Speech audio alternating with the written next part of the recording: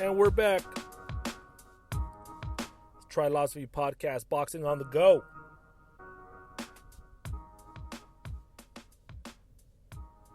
I'm your host, Noel Muro. Trilosophy.com.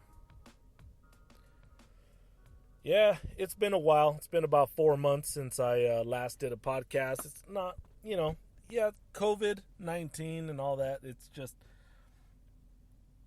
wasn't much boxing in the beginning. Like during my last podcast, we're more talking about, I think, just trying to understand what was going on. My last podcast was with David Duenas in a part 1 and a part 2 show with him. And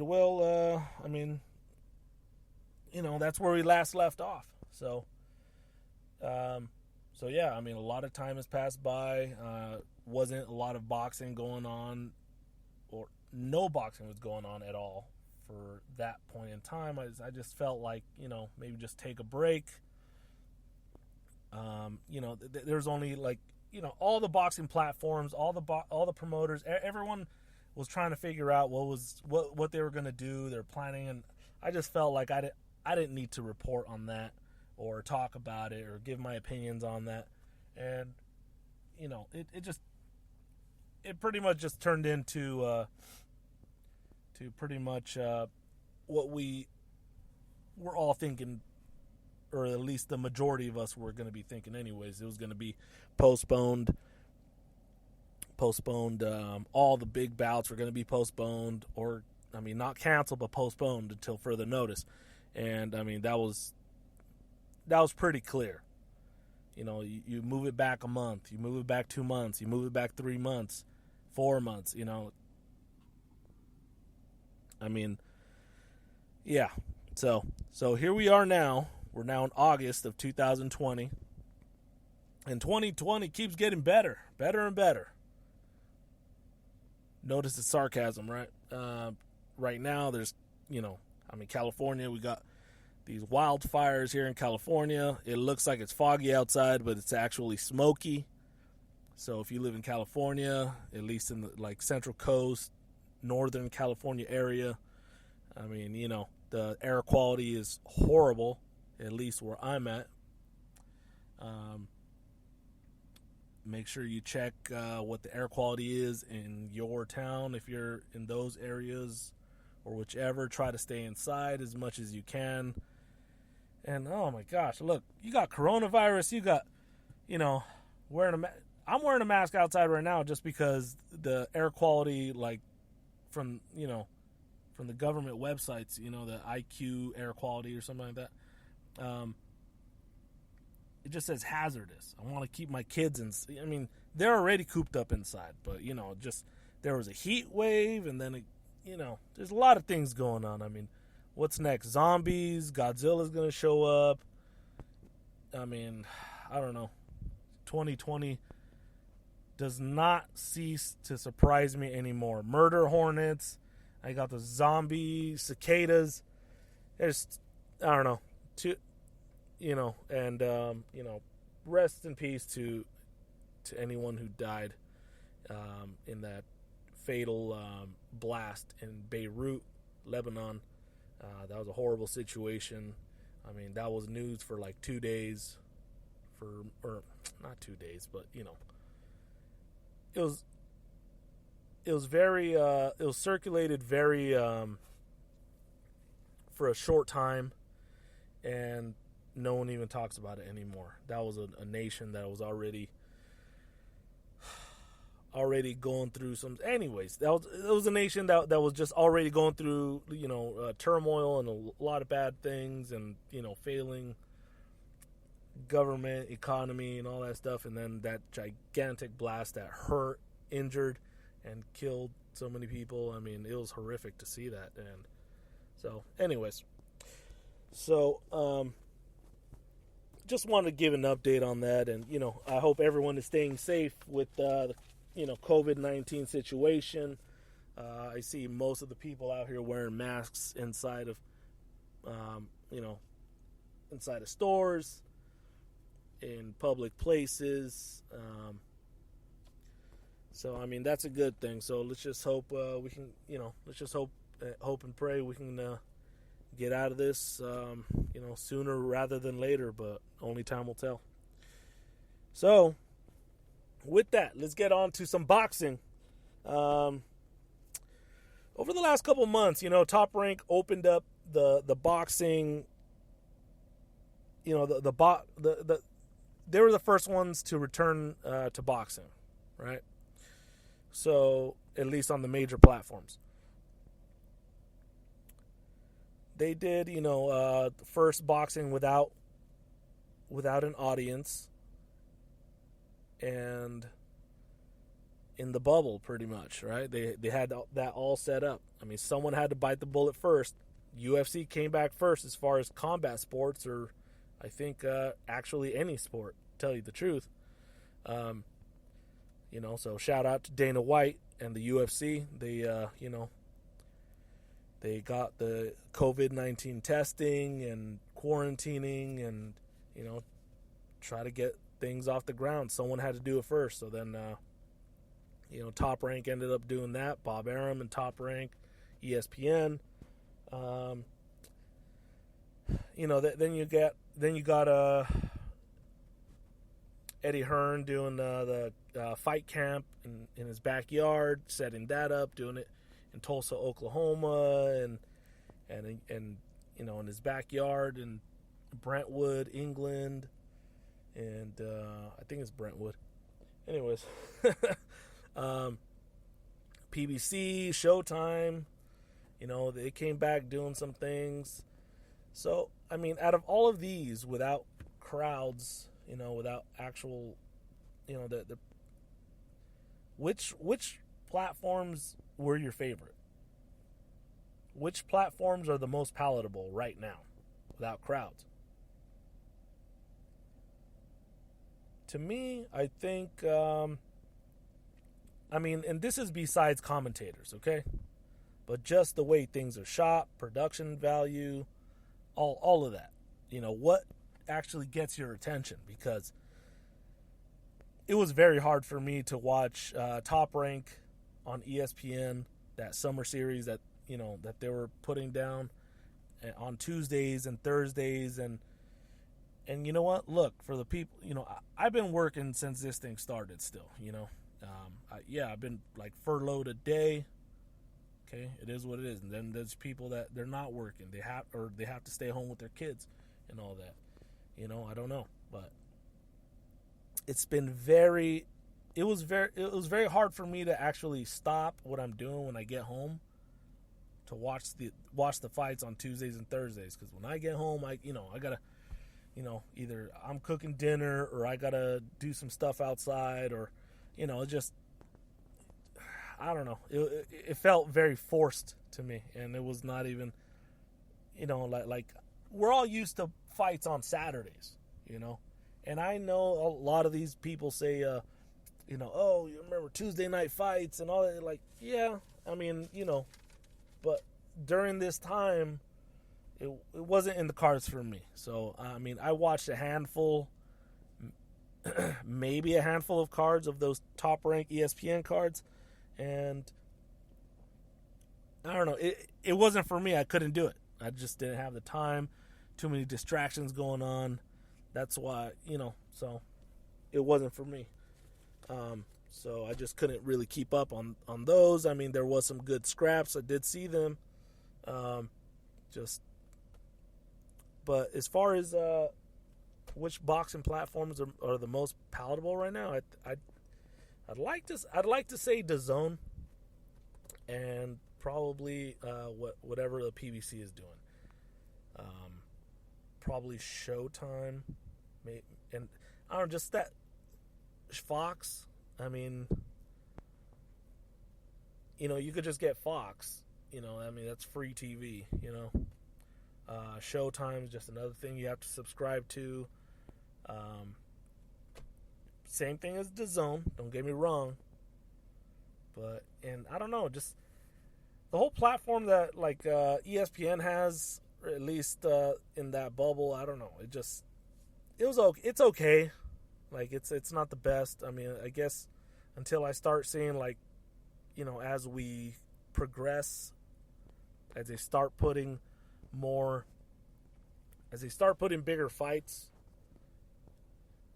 then we can, I'm sure it'll get better. What do you guys think about crowd noise? Fake crowd noise. I kind of like it. There's people that don't like it. I hear you, but like watching the NBA with like fake, with crowd noise, I think that's amazing. I think it's great. I think if you put crowd noise in boxing, why not? Especially if you're like in the street in Tulsa, Oklahoma, on that DAZN card or something, put crowd noise in there. It doesn't hurt. I think it gets you more into it. Yeah, you heard that ref, and that weird that weird situation last weekend with during the co-main event of the Brekus McCaskill situation with Madrimov and Walker, I believe. Yeah, that was a weird situation. You just hear the ref going back and forth with Beto Duran and trainers and whoever's talking to him. Like you hear arguments. That's fine. You could hear some little side drama and stuff that you wouldn't if it feels like a live crowd. So that's all good. Anyways, the WBC had Yildirim, Avni Yildirim, the guy who fought, the boxer who he got knocked out by Chris Eubank in the World Boxing Super Series, super middleweight division. Then fought for the WBC super middleweight title against Anthony Durrell. And I don't really remember that fight. I just know that Anthony Durrell won that fight, and then he went on to become the WBC super middleweight champion of the world, and then fighting David Benavidez, then losing his title to David Benavidez. Okay. So, and speaking of David Benavidez, okay, he's 23 years old, okay? Is he going to be one of those guys? Is he going to elude greatness? When you see a fighter that you're like, oh man, he's world titleist in his 20s, at 21, or whenever he got the title when he first became a title holder.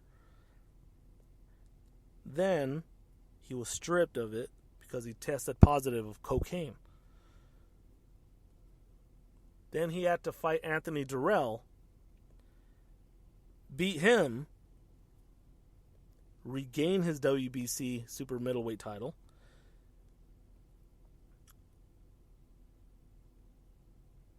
and then defend his no, he didn't even get a chance to defend the title. He lost the title at the scale. The guy came in overweight at 2.8 pounds. Overweight, around there. Okay? So, I mean, I don't know. I get very about weight, I get really irritated because you're a professional fighter, especially if you're a title holder. Like, that is your profession. That is your career. That's how you put food on the table. And you're going to come in knowing that you're overweight. I mean, I don't know. Everything has different circumstances, and that's fine. But, I mean, the guy came in like just about 3 pounds overweight. And listen, gyms are not really open, okay? I mean, there's guys that I'm sure, I don't know, quote unquote, that maybe they're testing before they're sparring, before they're training, isolated with their trainers or whatnot. David Benavidez, look, I don't want to knock the kid. The kid is very talented.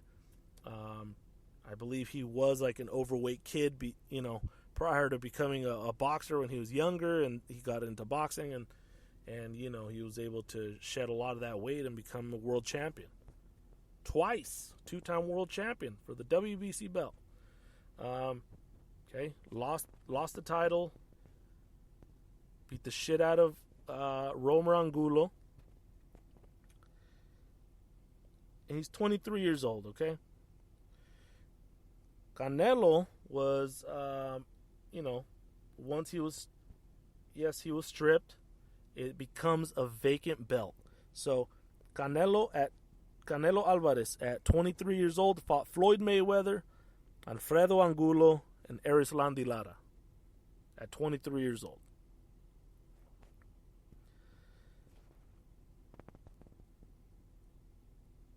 Given he did not go through COVID-19, and Canelo's still looking for an opponent. He's franchise champion at 160 with the WBC, so they pretty much he wanted to fight Avni Yildirim because he's somehow the number one mandatory, because I guess that was a gift that the WBC was not happy with, that he lost that fight against Anthony Durrell. But besides the fact, look, that's a vacant 160-pound belt, world title belt. So if he would win that fight, he would be a real four-time four-division world title champ. And a lot of people are not happy with that fight, Canelo's been out of the ring for a while, for a minute. Why not fight for that belt? Don't hate on it. Just whatever. He gets a belt. They've been trying to make the fight with Billy Joe Saunders, with Callum Smith. Apparently, there might have been an offer thrown at Jermall Charlo. Maybe, but as far as the 168-pound guys, Golden Boy is throwing out those offers out there, to those guys, and they're pricing themselves out pretty much. That's my understanding. Or they're just not willing to. They were not willing to pay as much, So we all know Canelo is the golden goose, and he's the face of boxing. So if you're going to fight him, I guess, yes, you do want to get the highest amount you can get, Both those guys being under, Callum Smith and Billy Joe Saunders under, no, Callum Smith might be under. Anyways, at least I know Billy Joe Saunders is under Eddie Hearn, all right? Under Matchroom Boxing. I don't know I forget if Callum Smith is under MTK Global. Not sure. Anyways, but yeah, those are two viable guys. I think they even try to explore Caleb Plant. Caleb Plant didn't want that smoke in the beginning. Okay. Prior to the COVID. Okay. I'm not sure if did they send an offer to David Benavidez? Maybe they did, maybe they didn't, I forget. I just know that David Benavidez did not want that fight in the beginning. He wanted his, get more fights in, get more name recognition, build up his name, his brand, and all that. That's what he said, I believe, on the Leave It in the Ring with David Duenas. And And yeah, so that's what that is. But DAZN ended up rejecting that fight. DAZN wants Callum Smith or Billy Joe Saunders for the big money because they've been losing. I'm sure they've been losing a lot of subscribers. Just how everybody's been losing money. Every business has been losing money, especially promoters and just boxing, and it's horrible, guys. You know this. So yeah, we'll see if we know that DAZN has already dug their heels in the dirt. So we'll see what Canelo and his team and his promoter Oscar de la Hoya and Golden Boy Promotions, what they want to do. But my thing also, back to the point that I was trying to get at, was, will David Benavidez elude greatness? He's 23, still young. So if this is just, first time he loses the title to cocaine, okay. Second time, you came in overweight, maybe, okay, you lost your title twice, Papa. Come on. Get it together. I mean, there's several fighters throughout history several people were all in on, and they fucked it up for themselves. They crashed and burned in their own cars. So, all right. Good luck to David Benavidez. He's gonna. I'm sure. Him versus Caleb Plant in the future. That's gonna be a great fight. Better sooner than later because the clock is ticking for all you guys. All right. Gary Russell Jr. and Terrence Crawford have been beefing. Apparently, what was being, they're saying, making videos back and forth. Gary Russell Jr. and Terrence Crawford got into some kind of altercation. Gary Russell Jr. had a chin check Terrence Crawford, supposedly. I don't know. And now Gary Russell Jr., supposedly, him and his team sent an offer to Terrence Crawford. I don't fucking believe that one fucking minute. Gary Russell Jr. barely fights one time a year. And I don't even know why the WBC allows that. I mean, he still has a WBC belt, right? Yeah, in that weight class, yes, he does. I'm sure he does. So, I don't know why they allow him. We all know that all the sanctioning bodies have a little, they work in mysterious, weird ways. So, it is what that is. And, I mean, for him to jump up 4 weight classes to fight Terrence Crawford, I don't believe it for 1 second. Just clout chasing. And, that might just be some kind of street beef. Hopefully not. Hopefully they don't they don't go after each other on the streets. You know what I mean? So hopefully they can just either just work it out, move on, whatever. All right. Keith Thurman, one time, has been calling out Terrence Crawford. That's a good fight. There's been, several of you guys on Twitter have been saying,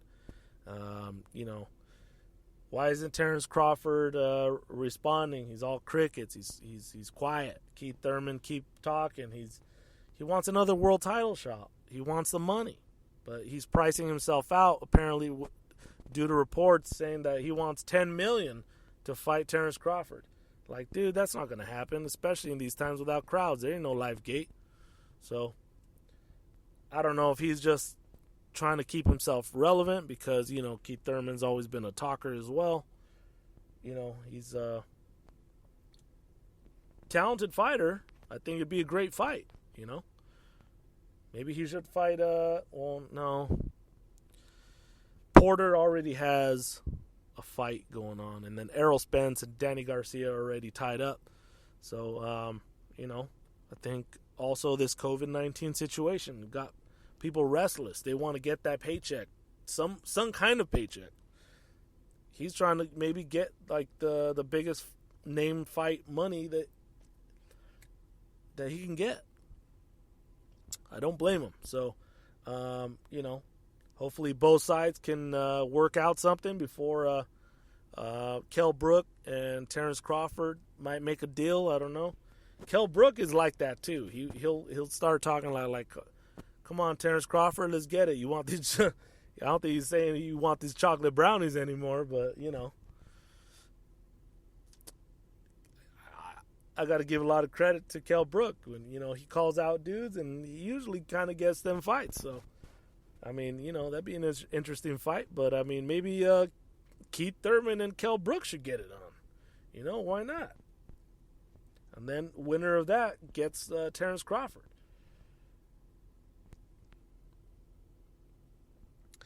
So, yeah, that's what that is. And Oscar de la Hoya has been training for months. And apparently, a retired boxer's mentality, it's boxing, from what I've heard. Like boxing is like a drug. So once they start training, once they start hitting bags, once they start getting in shape, then they get that itch. They want to get back in the ring. Mike Tyson started this thing that he wanted to get, started getting back in shape. He was on Joe Rogan a while back, and he said he doesn't even like to watch boxing or even like train or talk about it really, because then his ego will come and haunt him, and then he'll be all in. Apparently it got him. The boxing bug got him. Ended up losing a grip of weight. Got super jacked. And those training videos look phenomenal. I mean, the guy is like 54 years old. I wouldn't want to catch anything from him. Like the majority of you guys wouldn't. Him and Roy Jones Jr. were supposed to fight on September 12th in an exhibition match. But, Mike Tyson saying he's going to go all in. He only has one speed. That has been postponed to, I believe, November 28th. Now, Roy Jones Jr. is either he's threatening to pull out of the fight because he's not happy with the money, because now, like, if it's being postponed till then, they might allow some crowds in or something, and then now they might, at least he might be missing out on some money. I get it. But going back to Oscar de la Hoya, he's, 47? And, yeah, the guy looks great. He looks in shape. I've seen some videos of him jabbing. He's supposed to be sparring here pretty soon, as the reports have indicated. Steve Kim, ESPN, and I don't know, like a month before that, he was on Chris Mannix's show, Boxing with Chris Mannix, on his podcast, and pretty much saying the same thing, that he's been training. If he comes back, he wants to actually be in a competitive fight with the top guys at 154, 160 pounds, and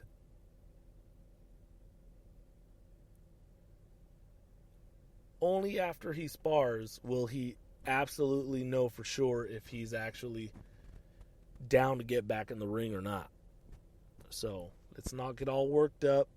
I know Evander Holyfield is coming back for an exhibition fight too, for charity as well, and I think Raul Marquez is everyone. Raul Marquez trying to challenge Oscar de la Hoya. He's training, and Amir Khan wants to fight Oscar de la Hoya, I think. I mean, it's just, I think people are going out of their minds. If there wasn't any COVID, I think everyone would be traveling, having a good time, no one would be doing this. I really don't think so. I really don't think so. So, who do you guys think he's going to fight? If he comes back to fight.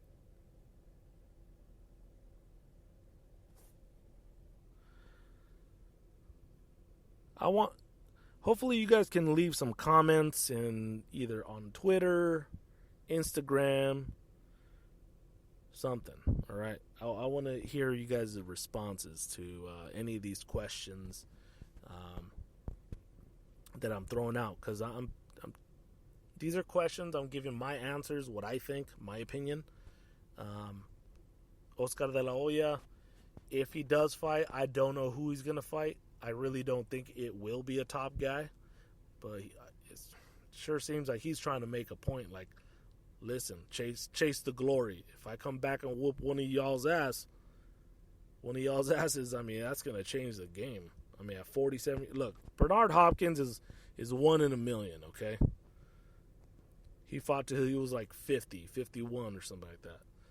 But, I mean, I don't advise it. I don't think any of these guys should come back and, okay, like, you know, Cesar Chavez already fought El Travieso Arce, you know, twice already, like in little exhibition matches. They're going to do part 3.